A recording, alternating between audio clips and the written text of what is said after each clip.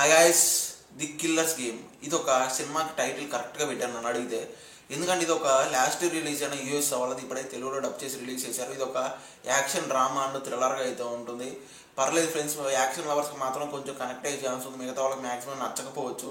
ఎందుకంటే మొత్తం కూడా యాక్షన్, కిల్లింగ్స్, మర్డర్స్, చేజింగ్, తప్పించుకోవడం, ఇంకా ఇదే మ్యాక్సిమం ఇదే నడుస్తూ ఉంటుంది. కాన్సెప్ట్ లేదు కానీ కిల్లింగ్సే ఎక్కువగా ఉంటుంది మ్యాక్సిమం చెప్పాలంటే. ఇంకా బేసిక్ ప్లాట్ ఏంటి, సినిమా ఎలా ఉంది సింపుల్ చెప్తా. ప్లీజ్ ఈలోపు ఒక లైక్, ఒక సబ్స్క్రైబ్ కొట్టేసారు కదా, థ్యాంక్ యూ.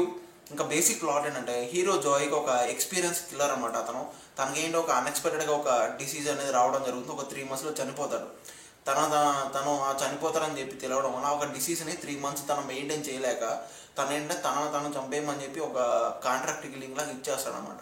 వాళ్ళు ఏంటంటే చంపేయడానికి వచ్చినప్పుడు తనకి మనోడికి ఏంటంటే అన్ఎక్స్పెక్టెడ్గా డిసీజ్ లేదని చెప్పి తెలిసిపోద్ది అనమాట. డిసీజ్ లేదని తెలిసినప్పుడు ఏం చేస్తాడు, ఇప్పుడు వాళ్ళని తప్పించుకోవాలి కదా. ఇప్పుడు వాళ్ళని తప్పించుకుంటాడా, చనిపోతాడా అనేది బేసిక్ ప్లాట్.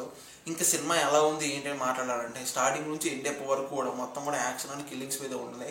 మ్యాక్సిమం డ్రామా కొంచెం తక్కువగానే ఉంటుంది తప్ప మొత్తం killings and light drama and light కిల్లింగ్స్తో పాటు ఒక లైట్ కామెడీ కూడా ట్రై చేశారు. కిల్లింగ్స్ విత్ కామెడీ లాగా అది వర్కౌట్ కానట్టుగా ఉంటుంది. ఒక యావరేజ్గా అయితే అనిపిస్తుంది.